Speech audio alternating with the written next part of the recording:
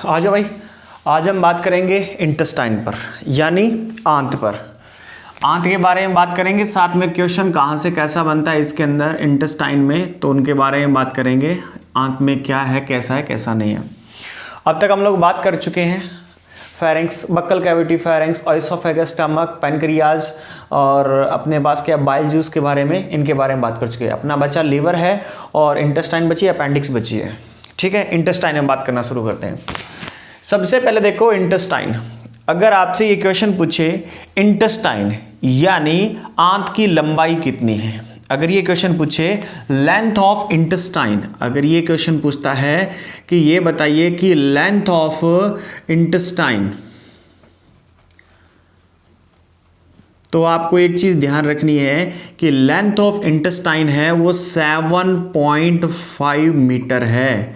यहां लंबाई आंत की पूछी है, न कि छोटी आंत या बड़ी आंत। ऐसा कुछ नहीं बोला है कि छोटी आंत की बताइए या बड़ी आंत की बताइए, बोला गया है लेंथ ऑफ इंटेस्टाइन, आंत की लंबाई बताइए। तो आंत की लंबाई कितनी होगी? 7.5 मीटर ये होगी। इस क्वेश्चन को नोट कर लेना नोट्स बनाते वक्त। ठीक है, इसकी लंबाई कितनी होगी? 7.5 मीटर ही होगी। अब देखो ये 7.5 मीटर है, इसको क्या फर्दर दो पार्ट में डिवाइड होता है। एक होता है स्मॉल इंटेस्टाइन, एक होता है स्मॉल इंटेस्टाइन यानी छोटी आंत, यानी छोटी आंत। इसकी लंबाई होती है लगभग 6 मीटर, इसकी लंबाई होती है लगभग 6 मीटर। दूसरी है लार्ज इंटेस्टाइन,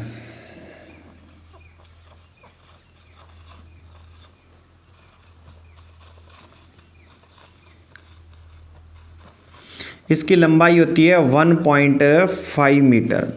यानी इंटेस्टाइन की लेंथ पूछे तो कितनी होगी? 7.5। अगर आपसे एलिमेंट्री कैनाल यानी आहार नाल की लंबाई पूछे तो कितनी होगी? 8 से 10 मीटर। ठीक है, अगर आपसे इंटेस्टाइन की लेंथ पूछे कितनी होगी? 7.5 मीटर है। इंटेस्टाइन भी दो टाइप की होती है, स्मॉल इंटेस्टाइन छोटी आंत, लार्ज इंटेस्टाइन बड़ी आंत। स्मॉल इंटेस्टाइन की लंबाई लगभग 6 मीटर होती है, लार्ज इंटेस्टाइन की 1.5 मीटर होती है। अब आप है ऑनलाइन, तो आपके मन में डाउट उठ रहा होगा, वो हर किसी बच्चे को उठता है, तो वो आप तो ऐसे तो पूछ नहीं पाओगे, तो वो मैं बता देता हूँ। कुछ बच्चों के दिमाग में ये उठ रहा होगा कि सर ये लार्ज इंटेस्टाइन यानी बड़ी आंत है और इसकी लंबाई कितनी है? 1.5 मीटर। और ये छोटी आंत है और इसकी लंबाई कितनी है? 6 मीटर। ऐसा कैसे संभव? इसको स्मॉल इंटेस्टाइन कहना था, इससे लार्ज इंटेस्टाइन। तो देखो प्यारे बच्चों, इसे लार्ज इंटेस्टाइन बोला गया, लॉन्ग इंटेस्टाइन नहीं बोला गया। लार्ज इंटेस्टाइन बोला गया, लॉन्ग इंटेस्टाइन नहीं बोला गया। लॉन्ग इंटेस्टाइन का मतलब होता है लंबी आंत और लार्ज इंटेस्टाइन का मतलब होता है बड़ी आंत। बड़ी आंत का मतलब है ये वाली जो स्मॉल इंटेस्टाइन है इसका डायमीटर बहुत कम है, इसका व्यास जो है ये पतली पाइप की तरह है। और लार्ज इंटेस्टाइन इसका व्यास क्या है? मोटी पाइप की तरह है, इसका अंदर का जो डायमीटर है वो ज्यादा है। इसी के आधार पर इसे स्मॉल और लार्ज में डिवाइड किया गया है, लंबाई के आधार पर नहीं किया गया। बात क्लियर हुई? स्मॉल इंटेस्टाइन की लंबाई ज्यादा है, लंबाई ज्यादा होने के बाद भी इसे स्मॉल इंटेस्टाइन बोला जा रहा है। तो देखा जाए तो इसका डायमीटर या इसका व्यास जो है, इसका जो होल है वो बहुत ही पतला है, इसलिए इसे स्मॉल इंटेस्टाइन बोला गया है। और लार्ज इंटेस्टाइन जो है, इसका जो होल है या इसका जो व्यास है या डायमीटर है वो बड़ा है, इसलिए इसे क्या बोला गया है? लार्ज इंटेस्टाइन बोला गया है। ठीक है, यहाँ ये बात क्लियर हुई। तो जो इंटेस्टाइन है वो क्या है? अपने पास दो प्रकार की है। अब क्या है हमारे पास आता है, नेक्स्ट हम 1 बाय 1 इंटेस्टाइन को पढ़ते हैं। तो इंटेस्टाइन में सबसे पहले हम स्टमक तक बात कर चुके हैं, तो इसके बाद अगर देखा जाए अपने पास स्टमक के बाद ये वाला जो भाग है यहाँ से स्टार्ट होकर के यहाँ तक अपने पास कौन सी इंटेस्टाइन चलती है? स्मॉल इंटेस्टाइन चलती है, छोटी आंत चलती है। अब इस छोटी आंत के बारे में बात करेंगे। तो ये डायग्राम जो उठा करके मैंने यहां पर बना दिए दोबारा से, आप हर जगह वो डायग्राम नहीं बनाएंगे। अब डायग्राम आप क्या करेंगे? स्मॉल इंटेस्टाइन का ये वाला करेंगे। अभी कुछ नहीं बनाना है, पहले इसको देख ले। ठीक है, अगर ये पूछा जाए कि स्मॉल इंटेस्टाइन का जो हमारे पास किस किस से जुड़ी है, तो अगर देखा जाए सबसे पहले स्टमक के साथ में, तो इसका अपर पार्ट जो है, जो इसका क्या है अपर पार्ट जो है वो किससे जुड़ा है? स्टमक से। किससे जुड़ा है? ये देखो स्टमक से। यानी किससे, अमाशय से जुड़ा है, यहां से ये देखो। और अगर लोअर पार्ट की बात की जाए तो नीचे वाले हिस्से की बात की जाए तो लोअर पार्ट जुड़ा है सीकम से। ये क्या है, सीकम है। और ये किसका, हिंदी में भी सीकम ही लिखा जाएगा, हिंदी वालों के लिए भी क्या है, सीकम से। सीकम क्या है आगे पता चलेगा। आप इसको दूसरा नाम लिखते हैं लार्ज इंटेस्टाइन से, लार्ज इंटेस्टाइन से।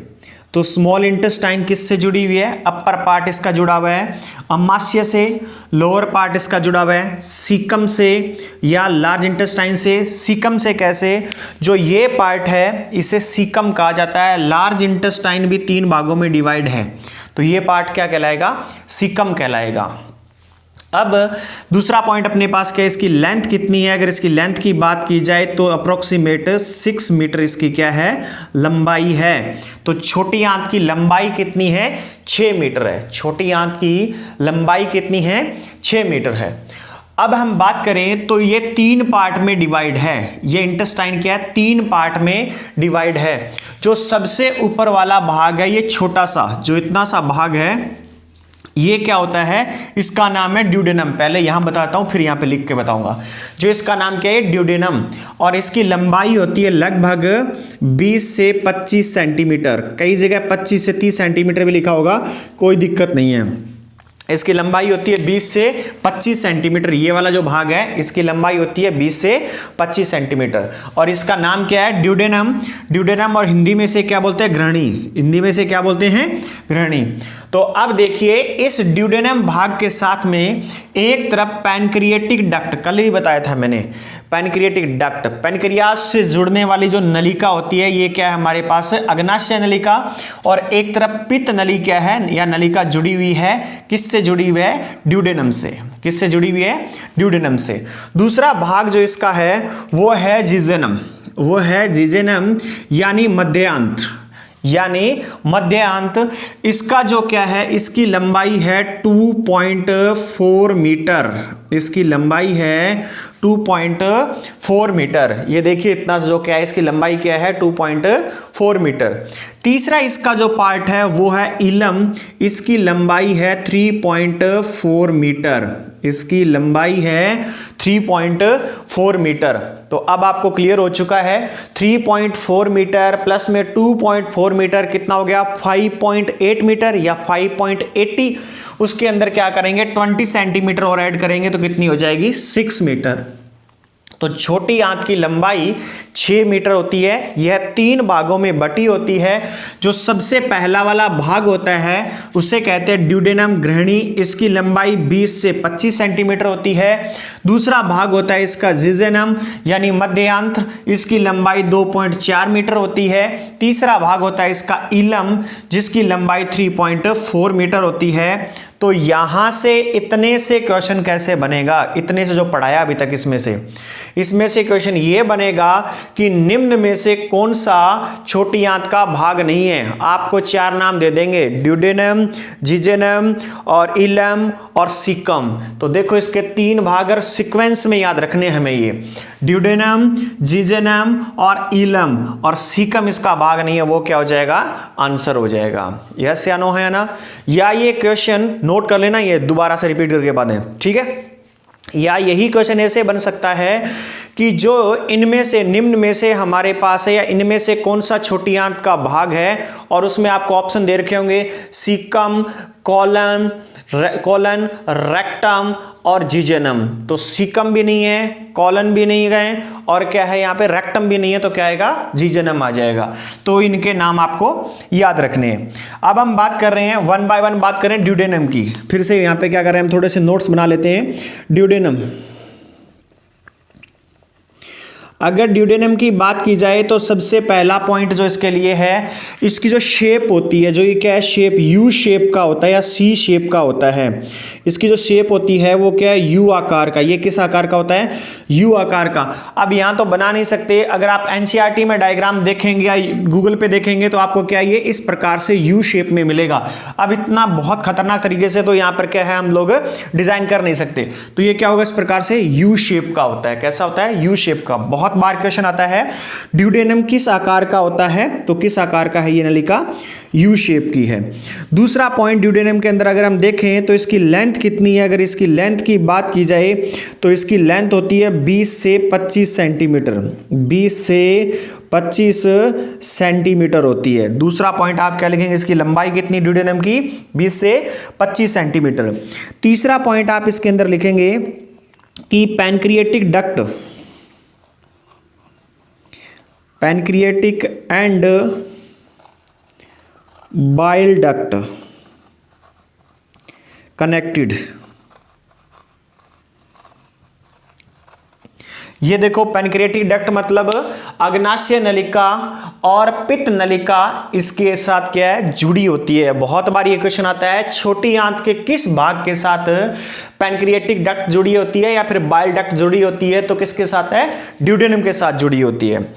अगला पॉइंट जो हमारे पास यहां है, तो डाइजेशन जो होता है स्मॉल इंटेस्टाइन का, पैनक्रिएटिक, ये भी आता है पैनक्रिएटिक जूस और बाइल जूस स्मॉल इंटेस्टाइन के किस पार्ट में एंटर करते हैं। तो देखो भाई यहां से आएगा जूस, कल हमने बात की थी जूस के बारे में, यहां से पैनक्रिएटिक जूस आएगा और किस में एंटर हो जाएगा, इसमें। इधर से क्या बाइल जूस आएगा और किस में एंटर हो जाएगा, ड्यूडेनम में। तो जब ये यहां पर दोनों एंटर हो जाएंगे तो यहीं से क्या होगा, यहीं से क्या होना शुरू हो जाएगा, यहीं से डाइजेशन होना स्टार्ट हो जाएगा, यहीं से क्या है, डाइजेशन होना स्टार्ट हो जाएगा। तो इसके अंदर देखा जाए तो अगला हमारे पास क्या है, डाइजेशन जो है, इसी से क्या है, स्मॉल इंटेस्टाइन में क्या है, डाइजेशन जो क्या स्टार्ट हो जाता है। स्मॉल इंटेस्टाइन के किस भाग से डाइजेशन स्टार्ट होता है, तो ड्यूडेनम भाग से ही क्या है, डाइजेशन स्टार्ट हो जाता है। तो इतने पॉइंट आपको क्लियर हो गए। फिर से रिपीट करवा देता हूं, फिर मैं आपको थोड़ा टाइम दूंगा 1 मिनट का, फिर मैं हटूंगा और फिर दोबारा से हम लोग बात करेंगे। हमने अब तक बात की है, यहां तक पूरा क्लियर कर देता हूं। इंटेस्टाइन की आंत में क्या है, लेंथ ऑफ इंटेस्टाइन कितनी है, तो लेंथ ऑफ इंटेस्टाइन आए तो आपका आंसर क्या रहेगा, 7.5 मीटर। और अगर लेंथ ऑफ एलिमेंट्री कनाल या आहार नाल की लंबाई आए तो कितना आएगा, 8 से 10 मीटर। बड़े ध्यान से इस क्वेश्चन का जवाब देना है, गलती हो जाती है बहुत बार, परंतु हमें नहीं करनी है। इस क्वेश्चन को मैं बार बार इसीलिए बोल रहा हूं। आंत की लंबाई इतनी है तो इसमें 2 भागों में बटा है, स्मॉल इंटेस्टाइन और लार्ज इंटेस्टाइन। स्मॉल की लंबाई कितनी है, 6 मीटर, लार्ज की कितनी है, 1.5 मीटर। और अब हम बात कर रहे हैं सबसे पहले क्या है, स्मॉल इंटेस्टाइन की। स्मॉल इंटेस्टाइन का ये वाला डायग्राम आपने बनाना है। ये मैं बाइल डक्ट वगैरह यहां से नाम हटा देता हूं ताकि आप लोग कहीं पे मिसमैच नहीं कर दें लिखते वक्त। गॉल ब्लैडर वगैरह मैं यहां से हटा रहा हूं ये, ठीक है, ताकि आप ये डायग्राम बनाएं तो उसमें गंदगी नहीं बचा दे कहीं पे। वर्मीफॉर्म अपेंडिक्स इसका भाग नहीं है, ठीक है। इसके बाद जो आप लिखेंगे क्या करेंगे, ये डायग्राम बनाएंगे, जो आपके सामने इतना सा डायग्राम बनाएंगे। और इसमें क्या है, अपर पार्ट किससे जुड़ा है, स्टमक से। लोअर पार्ट किससे जुड़ा हुआ है, सीकम से। जो क्या है यहां पर है, इसकी लंबाई कितनी है, 6 मीटर। और ये कितने भागों में डिवाइड, इसके कितने पार्ट है, 3, ड्यूडेनम, जिजेनम और इलम। लंबाई कितनी कितनी है, ड्यूडेनम की क्या है, इतनी है, और जिजेनम की 2.4 मीटर से क्या है, और 2.4 मीटर है, इलम की 3.4 मीटर है। टोटल कितनी हो गई, 6। अभी हमने क्या ड्यूडेनम या ग्रहणी को क्या कर लिया है, सही से पढ़ लिया है कि इसकी शेप कैसी है, यू शेप का होता है, यू के आकार का होता है। कई जगह सी आकार भी लिखा होता है तो गलत नहीं है वो, ठीक है। अगर इसको क्या करें, ऐसे दिखाया जाए, कुछ किताबों में तो यू शेप होगा और कई किताबों में ऐसे दिखाया जाए, सी शेप भी उसे बोलते हैं, कोई दिक्कत नहीं है। यू या सी दोनों आए कोई प्रॉब्लम नहीं है, दोनों आए तो एक चूज करना, यू करना है, ठीक है। पर तो ऐसा होगा नहीं। अब बात की जा रही है लेंथ, इसकी लेंथ कितनी होती है, 20 से 25 सेंटीमीटर होती है। पैनक्रिएटिक एंड बाइल डक्ट क्या होती है, कनेक्टेड होती है। और पैनक्रिएटिक एंड बाइल जूस, यहाँ एक पॉइंट और भी लिख लेना कि हमारे पास अग्नाशय रस और पित्त रस इसी में आकर के मिलते हैं। इसी में आकर के क्या है, पित्त नलिका और अग्नाशय नलिका के द्वारा मिलते हैं। और यहीं से क्या भोजन का डाइजेशन स्टार्ट हो जाता है, स्मॉल इंटेस्टाइन। देखो डाइजेशन तो बक्कल कैविटी से स्टार्ट हो गया, कंफ्यूज नहीं होना। डाइजेशन की पहले क्या हुआ था, डाइजेशन बक्कल कैविटी से स्टार्ट हो गया। पर तो पूछा जाए स्मॉल इंटेस्टाइन में कहां से स्टार्ट हुआ, यानी छोटी आंत में कहां से डाइजेशन स्टार्ट होता है, छोटी आंत में डाइजेशन ड्यूडेनम भाग से ही हो जाता है। अब मैं क्या कर रहा हूं, सिर्फ 1 मिनट के लिए साइड में हट रहा हूं, आप इसको वीडियो को पॉज कीजिए, ये पूरे के पूरे डायग्राम बनाइए और मैं आकर के इसको रफ कर लूंगा, ठीक है।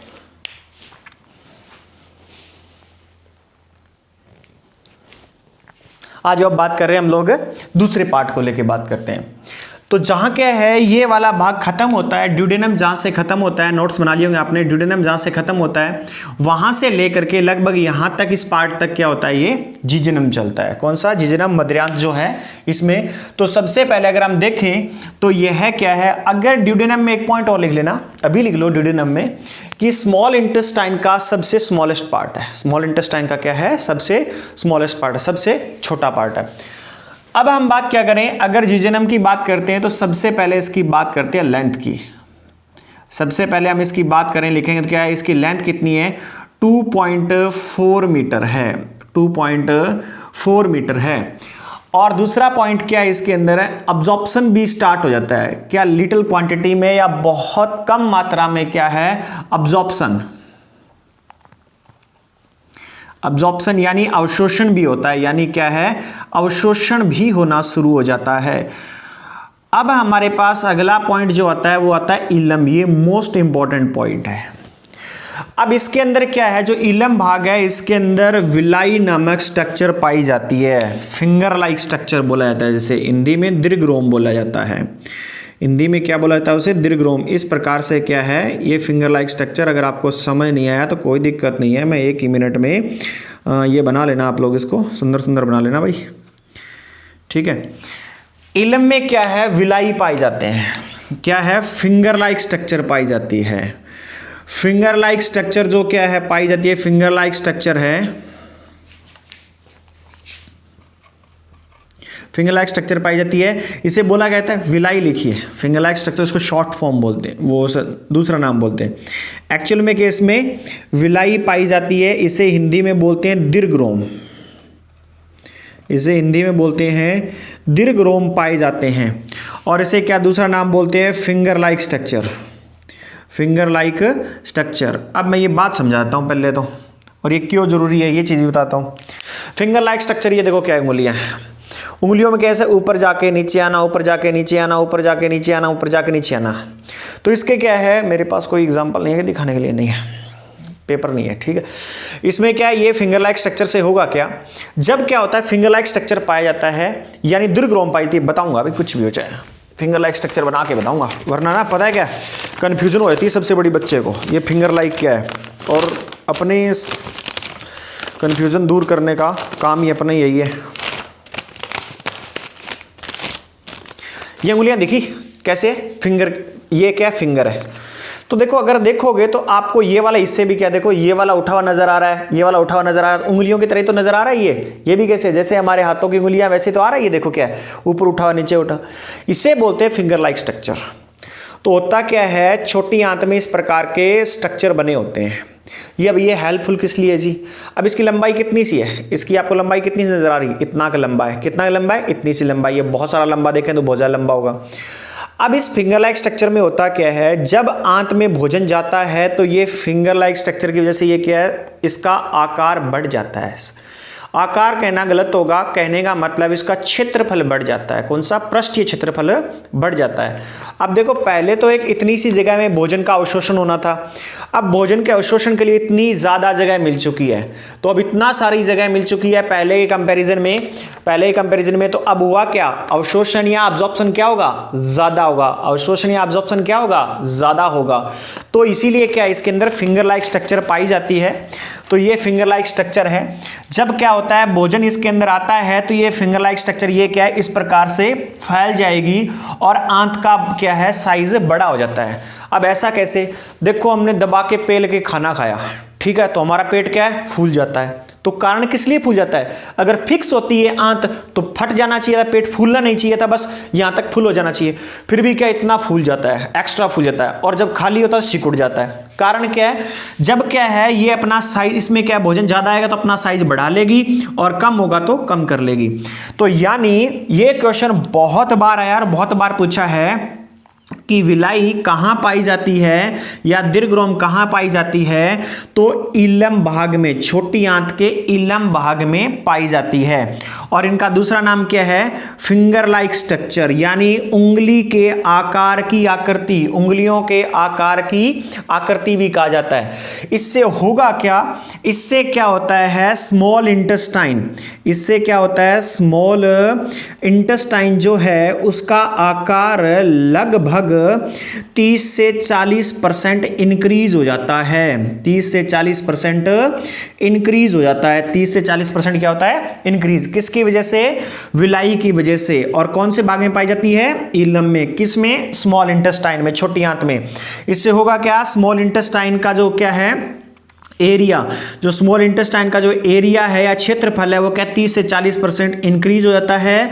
और इसके इंक्रीज होने से होगा क्या? जब ये 30 से 40% इंक्रीज हो जाएगा तो अब्जॉर्प्शन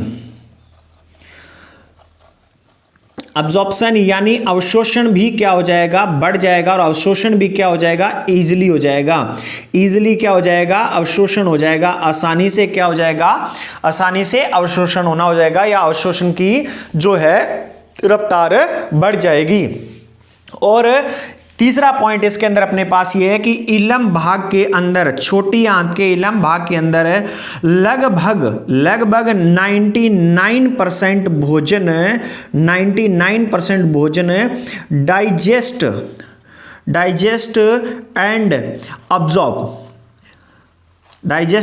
अब्जॉर्ब हो जाता है। अब हिंदी वालों को बताता हूं, छोटी आंत के इलम भाग में लगभग 99% भोजन का पाचन व अवशोषण हो जाता है, यानी लगभग पूरे भोजन का पाचन व अवशोषण हो जाता है। इसके बाद भोजन का कहीं अवशोषण नहीं होगा, जल वगैरह का होगा वो लार्ज इंटेस्टाइन में होगा। इस पॉइंट को ध्यान से रखिए, याद रखना है, ठीक है। लगभग क्या 99% डाइजेस्ट हो जाता है और ऑब्जॉर्व हो जाता है इस भाग में। और अगर आपसे ये पूछे, वनडे एग्जाम में पूछता है ये कि निम्न में से किस भाग के अंदर भोजन का अवशोषण होता है, तो अवशोषण सबसे ज्यादा कहां होता है? स्मॉल इंटेस्टाइन में। नीचे नोट लिख लेना, नोट में क्या लिखोगे? सबसे ज्यादा अब्जॉर्प्शन, सबसे ज्यादा अवशोषण जो होता है वो कहां होता है? स्मॉल इंटेस्टाइन के अंदर होता है। और स्मॉल इंटेस्टाइन के भी किस भाग में? इलम भाग में। स्मॉल इंटेस्टाइन के भी किस भाग में? इलम भाग में या क्षुद्रांत भाग में। और इसकी लंबाई कितनी है? 3.4 मीटर है। यहां तक बात क्लियर हुई? तो यहां तक भोजन का पूर्ण रूप से अवशोषण हो जाता है। और अगर वैसे पूछे अब्जॉर्प्शन कहां से स्टार्ट होता है, तो बक्कल कैविटी से हो जाता है। बक्कल कैविटी में भी होता है, स्टमक में भी होता है, ठीक है। तो इस चीज का ध्यान रखना है। परंतु इन सब में से एक ही चूज करना पड़े आपको, तो क्या आंसर देंगे? Small intestine. और स्मॉल इंटेस्टाइन में भी क्या है? इलम। क्यों? क्योंकि उसके अंदर विलाई पाई जाती है। अब इसके अंदर एक पॉइंट और भी लिख लेना कि जो इलम है इसकी लेंथ कितनी है? 3.4 मीटर। यह स्मॉल इंटेस्टाइन का सबसे बड़ा भाग है, या आप इसको ये बोल सकते हैं इंटेस्टाइन का। स्मॉल इंटेस्टाइन अकेला भी नहीं, अगर आप यही बोलते हैं आंत का सबसे बड़ा भाग है, तो चाहे ये बड़ी आंत है चाहे छोटी आंत है, सब में सबसे बड़ा भाग कौन सा है? इलम ही है। तो इंटेस्टाइन का यानी आंत का सबसे लार्जेस्ट, ये सबसे लॉन्गेस्ट पार्ट जो है वो कौन सा है? सबसे लंबा भाग जो है वो कौन सा है? वो इलम है। ये स्मॉल इंटेस्टाइन का भी यही है सबसे लंबा, और ओरल आंत का भी 7.5 मीटर में भी कौन सा है? यही, लगभग आधे में आ जाता है ये। तो अपने पास अब तक हमने पढ़ा है, फिर से रिपीट कर देता हूं, इस जो चीज मैंने बताई है इसको फिर से आप नोट करना है अभी आपको। इसके बाद जिजनम भाग है, इसकी लेंथ 2.4 मीटर होती है। लगभग इसमें क्या है? लिटिल क्वांटिटी में या बहुत कम मात्रा में अवशोषण होता है इसके अंदर, ठीक है। आगे मेन पार्ट अपने पास आता है इलम। इसकी लंबाई 3.4 मीटर है। यह है आंत का, आंत ऐसे लिखना है, यह आंत व छोटी आंत का सबसे बड़ा भाग है। ये क्या है? इंटेस्टाइन एंड लार्ज इंटेस्टाइन का सबसे लॉन्ग पार्ट है, सबसे लॉन्ग पार्ट है, सबसे लंबा भाग है, सबसे लंबा भाग है। इसमें क्या है? विलाई स्ट्रक्चर पाई जाती है। क्या? दीर्घरोम पाए जाते हैं, यानी फिंगर लाइक स्ट्रक्चर, उंगली के उंगली नुमा आकृति इसमें पाई जाती है। किसमें? इलम भाग में। जो क्या करती है? ये विलाई करती क्या है? छोटी आंत का लगभग 30 से 40% लंबाई एरिया या क्षेत्रफल को बढ़ा देती है, जिससे क्या होगा? आसानी से अवशोषण हो जाता है। देखो क्या है, एक कम जगह मिले अगर छोटी सी जगह है, इतने में अवशोषण करने के लिए इतनी जगह है, और एक बहुत ज्यादा जगह मिल रखी है, तो क्या है, इजीली अवशोषण हर जगह पर हो जाता है। तो क्षेत्रफल बढ़ने पे अवशोषण भी ज्यादा होता है, पानी का क्या हमारे पास वाष्पोजन वगैरह या हमारे पास वेपराइज भी ज्यादा होता है। वही चीज है ना, एक देखो छोटा सा दरवाजा है, अगर यहां से निकलने के लिए बोले कितनी भी भीड़ लगा लो, 2-2 3-3 लोग तो निकल सकते हैं। अगर ये पूरा एरिया, ये पूरी दीवार ही हटा दी जाए तो एक साथ बहुत सारे लोग निकल सकते हैं। इसीलिए पहले एरिया कम था तो अवशोषण कम था, जब विलाई है इसकी वजह से क्षेत्रफल बढ़ जाता है, उसकी वजह से क्या अवशोषण भी क्या है, अधिक मात्रा में और अधिक तेजी से होता है। ठीक है, और इसमें क्या है, छोटी आंत तक आते हैं लगभग 99% भोजन का पाचन व अवशोषण हो जाता है। और अगर ये पूछे सबसे अधिक अवशोषण कहाँ हो रहा है, तो सबसे अधिक अवशोषण की बात करें तो किस में हो रहा है, अपने पास है इसी भाग में हो रहा है, जो यहाँ पर क्या है, इलम भाग या छोटी आंत के अंदर हो रहा है। तो यहाँ तक सबको बात क्लियर हुई, इस पॉइंट इनको फटाफट नोट कीजिए, फिर आगे मिलते हैं।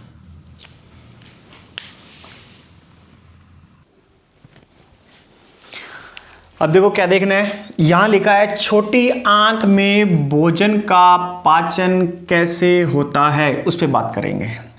अभी स्मॉल इंटेस्टाइन ही चल रहा है, छोटी आंत में भोजन का पाचन कैसे होता है, इस पर बात करेंगे। तो अब देखो, अब मैंने ये थोड़ा सीधा फॉर्म में ले आया हूं, डायग्राम हो रहा, अब इसको इस फॉर्म में ले आया कि ये अपनी छोटी आंत, ये अपनी छोटी आंत, भोजन क्या हुआ, जहां से निकलता हुआ आया, तो यहां से इसके अंदर क्या मिलकर के आ गया, यहां से भोजन गुजर रहा है, जब छोटी आंत में आ रहा है तो यहां से भोजन में क्या, बाइल जूस यानी पित्तरस आ रहा है, और इधर से पैनक्रियाटिक जूस यानी अग्नाशय रस आ रहे हैं। कौन सा, अमालेज, लाइपेज, ट्रिप्सिन जो है, ठीक है, इंसुलिन, ग्लोबुलिन और सोमेटोस्टेटिन, ये सब चीजें आ रही है, और भोजन में मिक्स होके यहां छोटी आंत में आ जाते हैं।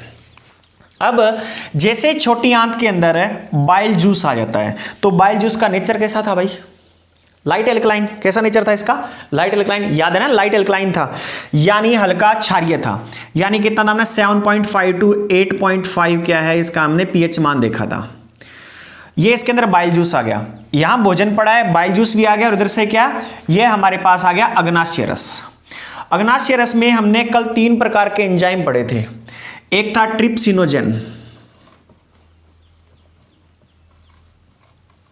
जो क्या था, एक अकीरिय था, लाइपेज, ठीक है, और एक क्या था, अमाइलेज।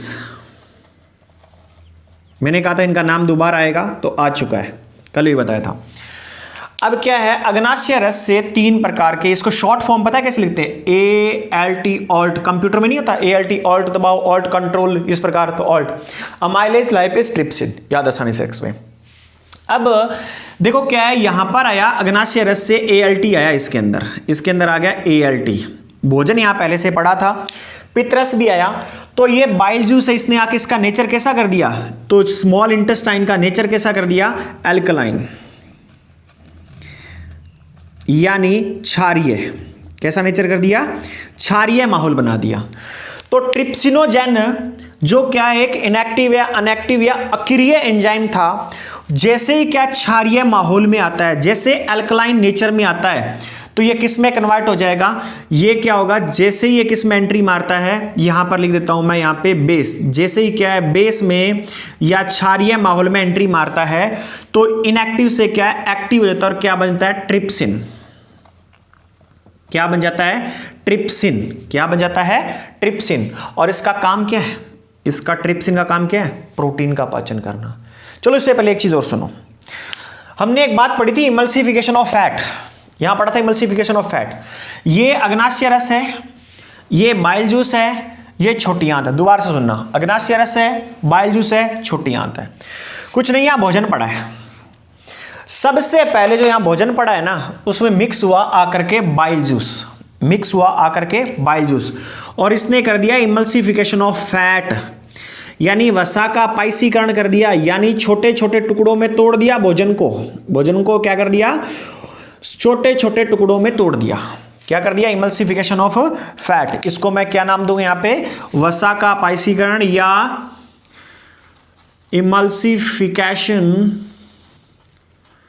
इमल्सिफिकेशन ऑफ फैट, वसा का पाइसीकरण। कल ही बताया था वसा का पाइसीकरण क्या होता है, भोजन को छोटे छोटे टुकड़ों में या वसा को छोटे छोटे टुकड़ों में तोड़ देना, इमल्सिफिकेशन ऑफ फैट हो गया। ठीक है, पहले क्या था, अब ये बात समझ नहीं आई ना, मान लो एक रूम है, कमरा है एक, ठीक है, इसकी दीवारें हैं, इसके अंदर क्या लगी है, सीमेंट भी लगी है, बजरी भी लगी, बड़े ध्यान सुनना, सीमेंट भी लगी है, बजरी भी लगी है, लोहा भी लगी है, ब्रिक्स ईंटें भी लगी है।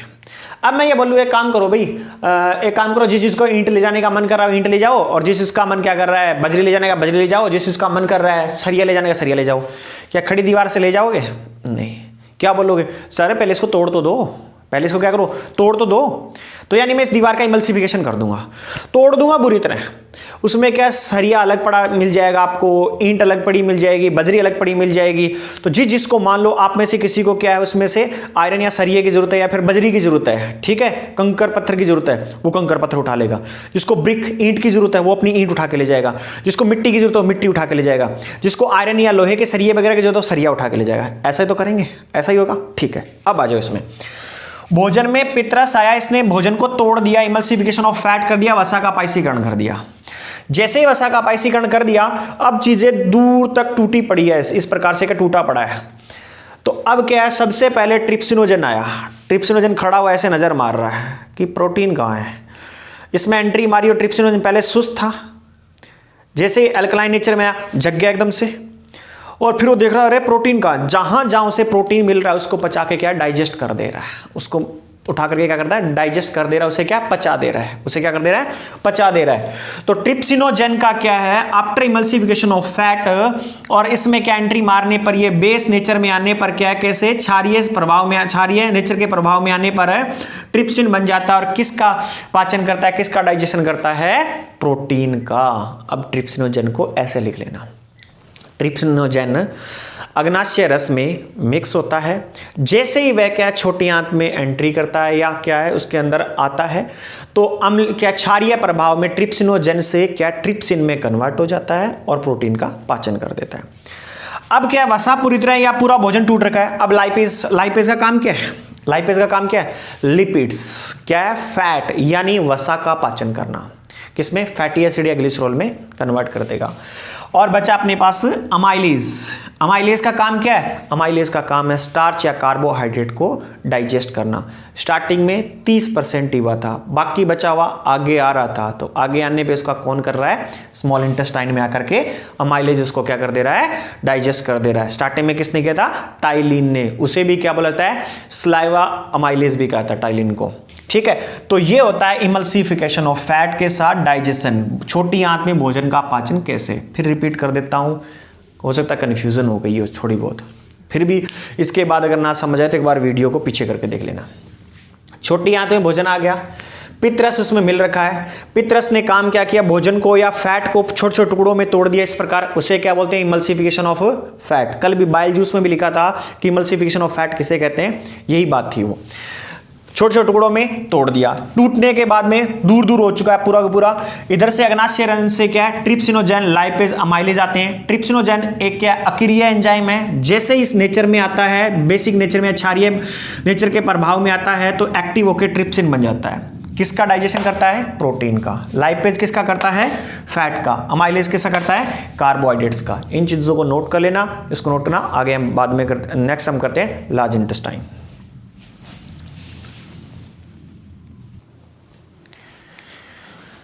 आज अपने पास आगे आता है ये लार्ज इंटेस्टाइन। आगे हम बात कर रहे हैं लार्ज इंटेस्टाइन। लार्ज इंटेस्टाइन यानी बड़ी आंत। लार्ज इंटेस्टाइन यानी बड़ी आंत। पॉइंट टू पॉइंट बात करें, बड़ी आंत कुछ ऐसी है, ये देखो यहां से, ये रेड वाला पोर्शन मैंने उठा करके यहां बना दिया है बड़ी आंत। पॉइंट नंबर 1, बड़ी आंत की लंबाई कितनी होती है, लगभग 1.5 मीटर। लगभग 1.5 मीटर कितनी होती है, 1.5 मीटर। यहां तक बात क्लियर हुई सबको, ठीक है। इसकी लंबाई है 1.5 मीटर, जिसमें इसमें भी 3 पार्ट है, ये भी 3 पार्ट में डिवाइड है। नंबर 1 सीकम, जिसे हिंदी में भी सीकम कहते हैं और अंधनाल भी कहते हैं। इसकी लंबाई होती है लगभग 6 सेंटीमीटर। इसकी लंबाई होती है लगभग 6 सेंटीमीटर। तो यहां तक ये हो गया। इसके बाद आगे वाला पार्ट है, एक्चुअल में क्या होता है, ये इस प्रकार से ऐसे होता है, इतना सा लंबाई में इतना मेजर किया जाता है, ये वाला भाग ना लंबाई में इतना मेजर किया जाता है। तो तो ये क्या अपने पास है सीकम। सीकम की लंबाई कितनी है, लगभग 6 सेंटीमीटर। कितनी लंबाई इसकी, लगभग 6 सेंटीमीटर। यहाँ से लेकर के यहाँ तक, इस बिंदु तक ये भाग होता है कोलन। इसकी लंबाई होती है लगभग 1.3 मीटर और ये लार्ज इंटेस्टाइन का सबसे लंबा भाग है। सबसे लंबा भाग है कौन सा, कोलन। और लास्ट पार्ट है इसका रेक्टम। इसकी लंबाई होती है लगभग 20 से 25 सेंटीमीटर। इसकी लंबाई होती है लगभग 20 से 25 सेंटीमीटर। रेक्टम कुछ याद आया? मैंने ये बताया था कि एलिमेंट्री कनाल कहाँ से आरंभ होता है, बक्कल कैविटी से या फेरिंक्स से स्टार्ट होकर के रेक्टम तक जाता है। तो रेक्टम क्या होता है, इस पूरे भाग का नाम रेक्टम है। और रेक्टम के अंदर एक एंड पॉइंट जो है वो क्या है, एनस। कई बार रेक्टम लिखा भी आ जाता है तो कई बार एनस लिखा भी आता है। वो ये वाला है। मैंने उस टाइम बोला कि आप स्टिल वेट करें 2 या 3 लेक्चर का, 4 लेक्चर का, हो सकता है 5-6 लेक्चर का हो गया, परंतु आ चुका है अपने पास। इसकी लंबाई है 1.5 मीटर। लार्ज इंटेस्टाइन, बड़ी आंत, इसमें 3 पार्ट है, सीकम, कोलन, रेक्टम। और ध्यान रखिए ड्यूडेनम, जिजेनम और इलम स्मॉल इंटेस्टाइन के हैं। क्वेश्चन वैसा ही यहां मिलेगा, इनमें से कौन सा लार्ज इंटेस्टाइन का पार्ट नहीं है या कौन सा पार्ट है, एज इट इज क्वेश्चन वे। तो तीनों के तीनों भाग वो, तीनों पार्ट के नाम वो रखें, तीनों इन पार्ट के नाम रखें, इनकी लेंथ तक भी याद रखें, स्मॉलेस्ट, लार्जेस्ट, इस प्रकार से पूछा जाता है, लॉन्गेस्ट वगैरह। ठीक है। अब जो सीकम पार्ट होता है, अब 1 बाय हम बात कर रहे हैं। सबसे पहले हम बात कर रहे हैं सीकम। तो आप क्या करेंगे, उसके बाद ये हेडिंग डालेंगे सीकम या अंधनाल बोला जाता है जो। तो सीकम क्या है, इसकी लंबाई है लगभग 6 सेंटीमीटर। लंबाई है लगभग 6 सेंटीमीटर और इसे रेजिड्यूल पार्ट बोला जाता है। रेजिडुअल पार्ट बोला जाता है, यानी हिंदी में देखें तो इसे बोला जाता है अवशेषी अंग। कौन सा है, अवशेषी अंग। अवशेषी अंग क्या है, रेजिडुअल पार्ट क्या है, एक ऐसा पार्ट अगर उसको एलिमिनेट कर दिया जाए तो भी क्या है, डाइजेशन पर कोई प्रभाव न पड़े। तो भी क्या, डाइजेशन पर कोई प्रभाव न पड़े। तो ये जो सीकम पार्ट है इसे बोला जाता है हिंदी में अंधनाल। इसकी लंबाई लगभग 6 सेंटीमीटर होती है। इसे बोला जाता है अवशेषी अंग। तो जब क्या है, इसी के साथ में क्या जुड़ी होती है, अपेंडिक्स। इसी के साथ में क्या जुड़ी होती है, अपेंडिक्स, जिसकी लंबाई लगभग 9 सेंटीमीटर होती है। अब सर ये तो 6 सेंटीमीटर हो गया, वो 9 सेंटीमीटर कैसे? इस पार्ट को बोलते हैं, इस पार्ट के साथ में जैसे मार्कर है, इस मार्कर की लंबाई तो ये है, इसके साथ में ऐसे कोई पतली चीज कोई 10 मीटर की, 10 सेंटीमीटर की या 20 सेंटीमीटर की भी जुड़ी हो तो वो इस नहीं, लंबाई इसकी मार्कर की क्या कहलाएगी, यही कहलाएगी। ठीक है। अब देखो मेरी लंबाई है इतनी सी, ठीक है, मैं क्या हूं, इतना सा हूं, और इधर वाली साइड में कोई एक बड़ा लंबा कान जुड़ रखा है 2 मीटर का, तो उससे कोई फर्क नहीं, लंबाई कितनी हो गई, इतनी हो गई। इसी प्रकार से क्या है, यह सीकम, इसकी लंबाई 6 सेंटीमीटर है और इसे क्या है, रेजिडुअल पार्ट बोला जाता है। एक्चुअल में क्या है, अपेंडिक्स को भी क्या बोलता है, अब क्या है, अवशेषी अंग या ऐसा अंग जिसे निकाल दिया जाए। तो अपेंडिक्स वगैरह में पेन होना शुरू हो जाता है, क्यों, क्योंकि इसके अंदर गंदगी जमा हो जाती है या भोजन क्या फंस करके टॉक्सिक जहर बन जाता है, दर्द होने शुरू होता है। तो डॉक्टर क्या करता है, इतने पार्ट को काट करके डायरेक्ट इसको जोड़ देता है। यहां से क्या, कोलन को क्या है, इलम से जोड़ देता है, ये पार्ट ही बाहर निकाल देता है। तो इसीलिए इस पार्ट को क्या बोला जाता है, residual part of large intestine या residual part of alimentary canal, यानी आहार नाल का अवशेषी अंग या बड़ी आंत का अवशेषी अंग भी इसे कहा जाता है। तो वर्मीफॉर्म अपेंडिक्स या परिशेषिका किसके, कौन से भाग के साथ जुड़ी है, यह क्वेश्चन बहुत बार बनता है कि बड़ी आंत के किस भाग के साथ परिशेषिका या अपेंडिक्स जुड़ी है, तो सीकम भाग के साथ या अंधनाल भाग के साथ में क्या ये जुड़ी होती है। यहां तक बात क्लियर है सबको? ठीक है। अब हम बात कर रहे हैं इसके बाद कोलन पार्ट की।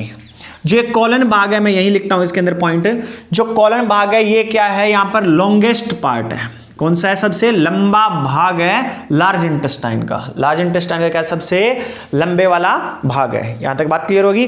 ठीक है। अब देखिए इसमें क्या होता है, इसमें वाटर एंड मिनरल्स यानी जल और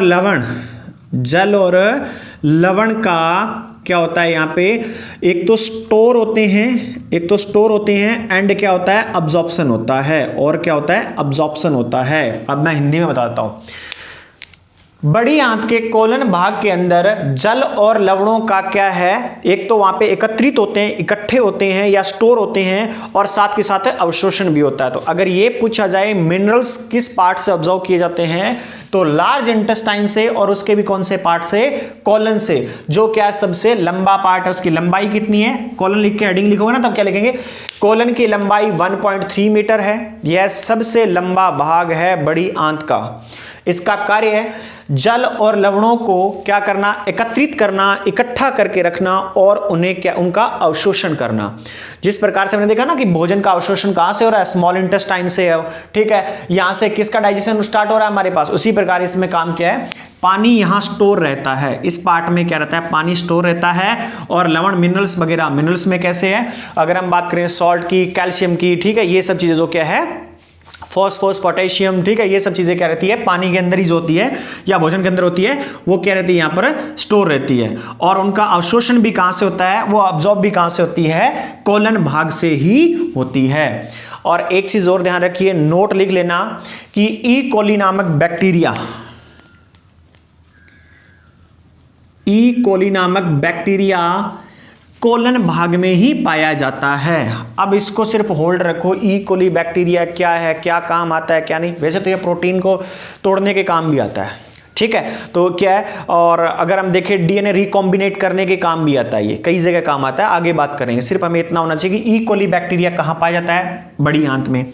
बड़ी आंत है किस भाग में, कोलन भाग में। और पानी का अवशोषण कहां होता है, बड़ी आंत में। स्टोर कहां होता है, बड़ी आंत में। मिनरल्स का अवशोषण कहां होता है, बड़ी आंत में। कौन से भाग में, कोलन भाग में। तो ये अपने पास क्या है, इसके अंदर कोलन था। और last and final rectum. Rectum के बारे में अगर हम बात करें तो सबसे मोस्ट इंपॉर्टेंट पॉइंट ये है अपने पास कि यह एलिमेंट्री कैनाल यानी आहार नाल और लार्ज इंटेस्टाइन यानी बड़ी आंत का सबसे अंतिम भाग है। सबसे क्या है, एंड पॉइंट जो क्या है वो क्या कहलाता है, रेक्टम कहलाता है। ये यहां पे एनस है, गुद्दा, यहां पे क्या, गुद्दा। अगर ये पूछे एनस किसका पार्ट है तो रेक्टम का पार्ट है, और वाइड में पूछे तो किसका पार्ट है तो लार्ज इंटेस्टाइन का पार्ट है, और बड़ा पूछे तो किसका है, आहार नाल एलिमेंट्री कैनाल का है, और पूछे तो डाइजेस्टिव सिस्टम का है। रेक्टम लास्ट पार्ट है, इसकी लंबाई लगभग क्या है, 20 से 25 सेंटीमीटर है। जब भोजन वगैरह पच जाता है, अवशोषित हो जाता है, जल वगैरह पच जाता है, अवशोषित हो जाता है, लवण वगैरह पच जाते हैं, अवशोषित हो जाते हैं, उसके बाद बचता है वो कहलाता है वेस्टेज मटेरियल, अपशिष्ट पदार्थ। क्या है, वेस्टेज मटेरियल, अपशिष्ट पदार्थ। वही अपशिष्ट पदार्थ इस मलाशय भाग में आकर के एकत्रित होते हैं। वही अपशिष्ट या वेस्टेज मटेरियल इसी भाग में एकत्रित होते हैं और उन्हें समय समय पर व्यक्ति फ्रेश होकर के गुद्दा के द्वारा त्याग देता है, जिसे क्या है, लेटरिंग वगैरह बोला जाता है। ठीक है, तो क्या है, जो क्या है, वेस्टेज मटेरियल या अनपचा भोजन, जो भी चीजें होती है जो डाइजेस्ट नहीं हो पाई और जो क्या है वेस्टेज बच चुका है, वो पूरा का पूरा लार्ज इंटेस्टाइन के अंतिम पार्ट किसमें, रेक्टम यानी मलाशय में आके एकत्रित हो जाता है और उस वेस्टेज मटेरियल को व्यक्ति समय समय पर क्या कर देता है, गुद्दा के द्वारा त्याग देता है। तो ये अपने पास था क्लास यहां पर इंटेस्टाइन, ये अपने पास क्लास थी इंटेस्टाइन की। 1 बाय 1 इसको नोट कर लीजिए, आगे हम बात करेंगे।